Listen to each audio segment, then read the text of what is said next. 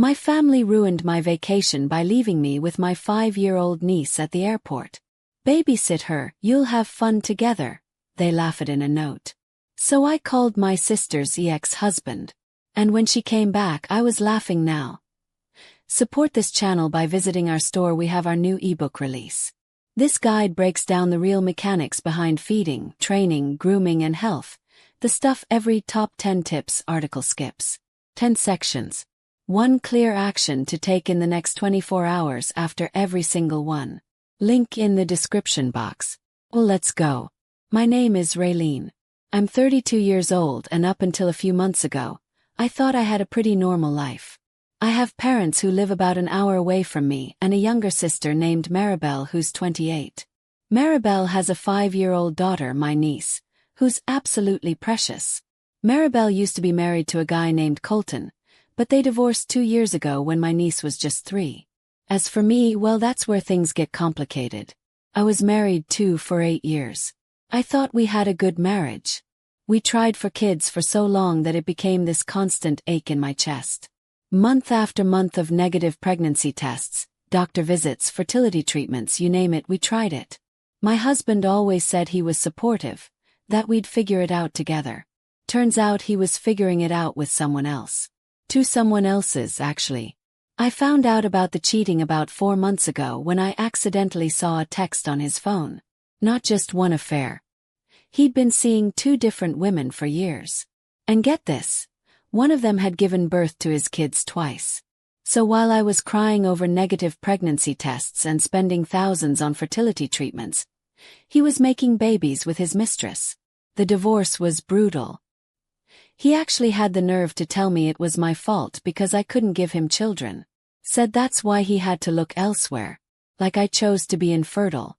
Like I enjoyed the monthly heartbreak and the invasive medical procedures, the lawyers, the paperwork, the division of everything we'd built together. Nearly broke me. That's why when my parents called me a month ago and said they were planning a family trip to Maui, I jumped at the chance. You need to come with us, Raylene, my mom said over the phone. You need to get away from all this negativity and heal. It'll be good for you to spend time with family. She was right. I needed something to look forward to. Something to pull me out of the depression I'd been drowning in since the divorce was finalized. The idea of warm beaches, tropical drinks, and quality time with people who actually loved me sounded like exactly what I needed. For the first time in months, I felt a spark of excitement. I went shopping for vacation clothes, bought new swimsuits, and even treated myself to a pedicure. Maribel was excited too when I talked to her. She said her daughter was thrilled about going on her first airplane ride and seeing the ocean. The morning of our flight, I took an Uber to the airport, dragging my bright pink suitcase behind me as I walked through the automatic doors. The place was buzzing with travelers, announcements echoing overhead about departing flights. I scanned the crowd looking for my family and spotted them near our gate. My parents were sitting on those uncomfortable airport chairs, and Maribel was standing nearby with my niece. Aunt Raylene, my niece called out when she saw me, running over with her arms outstretched. She wore a little flower dress and had her hair in pigtails. Hey there, sweetheart. I hugged her tight. Are you excited about Maui? Yes.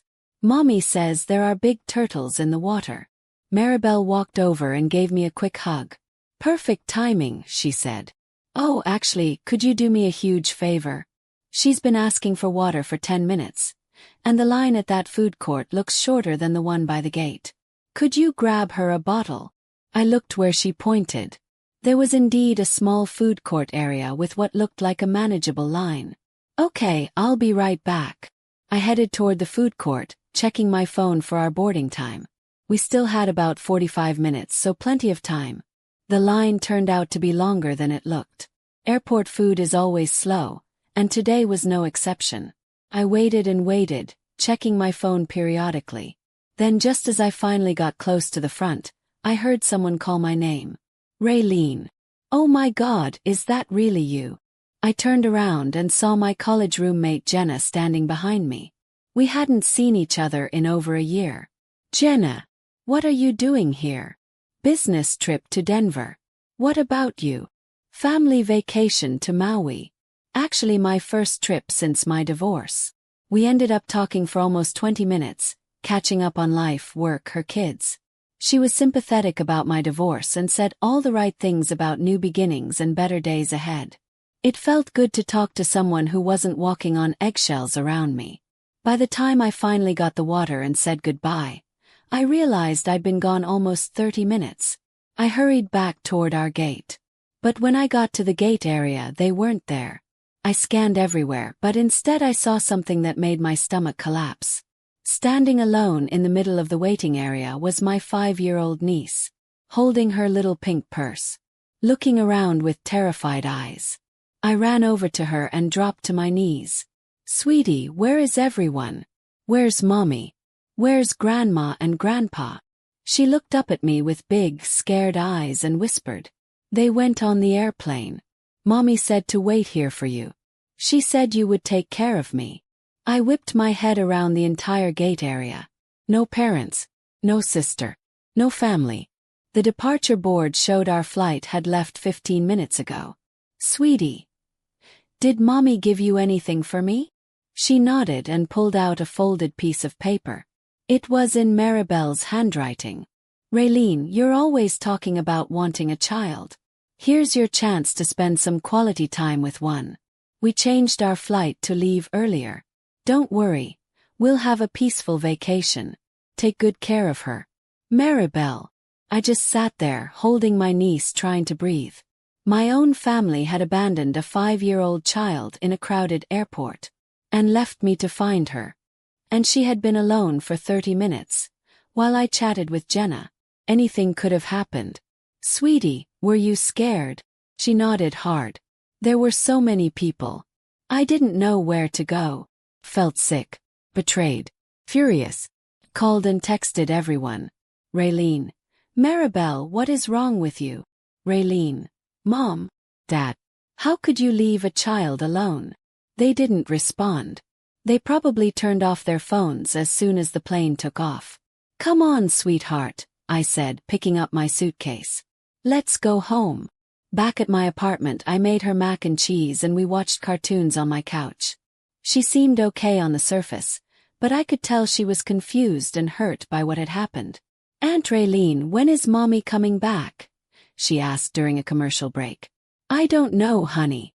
She went on vacation with Grandma and Grandpa." "But why didn't I go? Did I do something bad?" My heart broke hearing that question. How do you explain to a 5-year-old that her mother abandoned her for no reason other than selfishness? "Sometimes grown-ups make bad decisions," I said finally. "But you didn't do anything wrong, sweetheart. This isn't your fault." That night, after putting her to bed in my spare room, I sat in my kitchen thinking. I was angrier than I'd ever been in my life. My sister had serious problems if she thought abandoning a child was acceptable, and my parents were just as bad for going along with it. Then I remembered Maribel's ex-husband, Colton. She had always painted him as a terrible guy who cheated on her and abandoned his family. She said he was irresponsible, didn't pay child support, didn't want to see his daughter. But what if that wasn't the whole story? What if Maribel had lied? I found his number and called him. "Raylene, is everything okay?" "Colton, Maribel just abandoned your daughter at the airport. She flew to Maui with my parents and left her alone. If you want to see her, come over now." "I'll be right there." He showed up 2 hours later with a big doll. When my niece saw him, she ran into his arms. "Daddy," she squealed. "Hey there, princess. I missed you so much." He was crying as he hugged her. Watching them, I realized this man genuinely loved his daughter. This wasn't someone who had abandoned his family. After my niece went to bed, Colton told me the truth. "Raylene, everything Maribel told you was a lie." He showed me screenshots of text messages between Maribel and 2 different men. Explicit messages about meeting at hotels and lying to Colton. She was cheating with multiple guys, he said. "I hired a private investigator. I have photos, videos, hotel receipts. Everything." He showed me pictures. Maribel kissing another man. Maribel entering hotels at night with different guys. I even got a DNA test to make sure she was really my daughter. Colton, if you had all this evidence, why didn't you use it in court? He looked down. I was embarrassed. I didn't want everyone knowing my wife was cheating. I didn't want people thinking I was weak. And I didn't want my daughter knowing her mother was like that. So you let Maribel paint you as the bad guy. I thought I was protecting my daughter. But I was wrong. Well, I said, now's your chance to fix that. He looked up. What do you mean? Let's get your daughter back where she belongs, with you. Would you really help me? Absolutely. What Maribel did today was unforgivable. We need airport video footage, he said. Proof she abandoned her. Already called my lawyer, Colton said. We're requesting the footage Monday morning. For the first time since my divorce, I felt like I was doing something right. My sister had crossed a line, and it was time for consequences. The next 2 weeks were a whirlwind of activity. Colton and I worked together like we were on some kind of mission, which I guess we were. We were fighting to save his daughter from a mother who clearly didn't deserve her. Colton's lawyer moved fast. By Wednesday, they had already filed paperwork for custody modification and submitted a request for airport footage. The lawyer said courts take child abandonment extremely seriously, especially when there's video evidence. The fact that she left a 5-year-old alone for 30 minutes is going to look very bad, the lawyer said. Add that to the other evidence Colton has, and we have a strong case. While we waited for the legal process, Colton showed me more of what he'd discovered about Maribel over the past 6 months. Look at this, he said, opening Maribel's Instagram on his phone. She posted pictures from parties almost every night. And in almost every photo, she had a drink in her hand. Wine, cocktails, beer shots.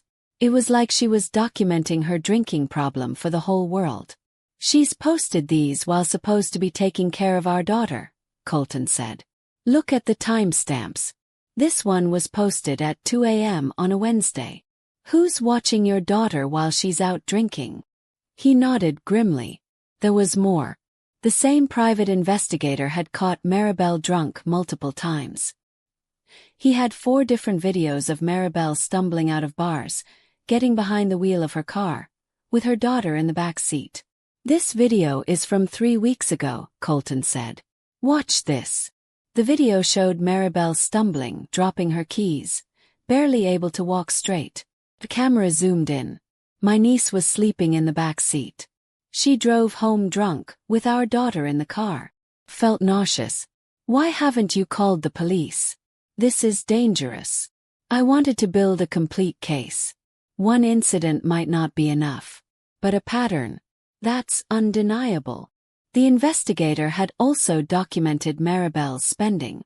$4,800 on clothes. $1,900 on salon treatments. $1,200 at bars and restaurants. All within 2 months. Remember, Colton said, she hasn't worked in 2 months. This is all from child support. Money meant for our daughter. What about the surgery? I asked quietly. Colton pulled up more files. $9,500 for breast implants. Paid 2 weeks after I sent her child support. Meanwhile, the investigator had taken photos of my niece. Clothes too small. Shoes with holes. Hair unkempt. Maribel was spending child support on herself while her daughter wore rags. But the worst was yet to come.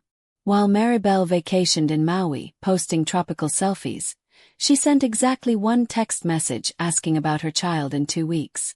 When I showed Colton. That's it, he said. No calls. No video chats. I was watching my niece every day, and she was happier than I had ever seen her. She lit up when Colton visited, almost daily. Daddy, can we go to the park today? She asked him one afternoon. Of course, princess. Anything you want. Watching them was beautiful. They belonged together. A custody caseworker, Mrs. Lindstrom, came to my apartment to interview all of us. How has she adjusted to staying with you? She asked. Really well, I replied. She sleeps through the night. It's normally. Please. The only time she seems upset is when she asks about her mother. And how often is that? Less and less. After speaking with all of us, Mrs. Lindstrom also spoke to my niece alone. Later my niece told me. She asked me if I was scared at the airport. Said yes. But I told her I'm not scared anymore because you and Daddy take care of me. On Friday of week 2, Colton's lawyer called. We got the airport footage. It's even better than we hoped. The video showed Maribel, my parents, and the child arriving together. Then Maribel and my parents boarding the plane while the little girl stood alone. The child remained alone for 28 minutes. A woman in the waiting area even approached her, concerned. This is powerful, the lawyer said. This will win the case. That weekend we took my niece to the zoo. She held both our hands, pointing at animals excitedly. Aunt Raylene, look. The baby elephant is staying close to its mommy. That's right, I said. Baby animals need their parents to keep them safe. Like how you and Daddy keep me safe. Exactly like that, I said. Colton squeezed my hand, grateful. For the first time in months I felt part of something good. On Sunday night, Colton and I were planning for the custody hearing when my phone buzzed. A text from Maribel. Flight lands tomorrow at 6. I'll be there by 8 to pick her up. The next morning, I dressed my niece in her favorite dress. Did her hair. She was excited but not like I expected. Will I still see you and Daddy? She asked. We'll figure it out, I said. Don't worry. At exactly 7:30 p.m., someone knocked on my door. Colton was already there. So was Mrs. Lindstrom. I opened the door to see Maribel. Tan, refreshed, smiling. The smile disappeared when she saw Colton. What is he doing here? Mrs. Lindstrom stepped forward. Ms. Maribel, I'm from Child Protective Services. Custody proceedings have begun. Maribel's face drained of color. What custody proceedings? Your ex-husband filed for emergency custody based on child abandonment. The court temporarily placed your daughter with her aunt. This is ridiculous. Maribel screamed. Raylene, how could you betray me? You abandoned your 5-year-old at an airport, I said. You left her alone for 30 minutes. I knew you would take care of her. You left her with a note, I snapped. She was terrified. Colton pulled out his phone. Maribel, we have footage. And videos of you drunk driving with our daughter. And records of you using child support on yourself. You've been spying on me. I've been documenting your neglect. Maribel exploded. She screamed, threw her purse at Colton, lunged at me. Mrs. Lindstrom called for backup. This behavior concerns us, she said sharply. A parent who cannot regulate emotions cannot provide a safe environment. Officials arrived and escorted Maribel out as she screamed. My niece hid behind me. Afterward, my parents called non-stop. You betrayed the family, my mother yelled. Drop the lawsuit. Mom, I said calmly. She abandoned a child. You're being dramatic. For 30 minutes, she was alone. But they refused to see reason. The custody hearing was scheduled the next week. The custody hearing was almost anticlimactic. Maribel couldn't control her temper. Every time Colton's lawyer presented evidence, she interrupted with shouts and insults. Your Honor, this is all lies, she yelled when they played the drunk driving videos. The judge warned her multiple times. When they played the airport footage, Maribel threw her water bottle at the screen. Ms. Maribel, the judge said sternly, control yourself or be held in contempt. This is Raylene's fault. Maribel screamed, pointing at me. She's jealous I have a child and she doesn't. Even her own lawyer looked mortified. The judge made a decision quickly. Based on the evidence presented, including documented child abandonment and repeated neglectful behavior, I award full custody to the father. The mother will have no visitation until she completes court-mandated alcohol treatment and anger management. Maribel was escorted out of the courtroom by security, still screaming and cursing. That afternoon, I got a letter from my parents officially disowning me for betraying the family. It hurt, but I knew I had done the right thing. My niece was safe. She was loved. She was protected. Colton enrolled her in preschool, and she was thriving. She still came to my place twice a week for dinner. We still went to the park on weekends. She still hugged me like she was afraid to let go. She called me Aunt Raylene in the sweetest little voice. Months later, I heard Maribel completed her alcohol treatment program. And honestly, I was glad. Despite everything she had done, I hoped she could get better. I hoped she could someday be the mother her daughter deserved. This entire situation, this nightmare, ended up being exactly what I needed without even realizing it. Instead of crumbling over my divorce, instead of letting my ex-husband's cruelty define my worth, I found purpose in protecting a child who needed me. I found strength I didn't know I had. Found clarity. My ex-husband once told me I was worthless because I couldn't give him children. But helping my niece showed me something I had forgotten. Motherhood isn't just biology. It's love. It's protection. It's putting a child's needs first. And by that definition, I had been more of a mother in those few weeks than my sister had been in 5 years. I don't regret anything. Not losing my parents' approval, not losing the illusion of family loyalty. My niece is safe. She is happy. She is loved. She has a father who adores her and a village that protects her.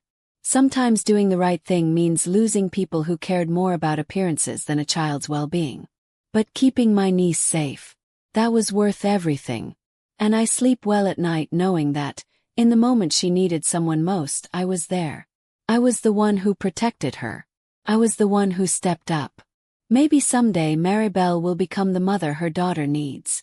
But until then, my niece has all the love, safety, and protection she needs, from people who truly put her first.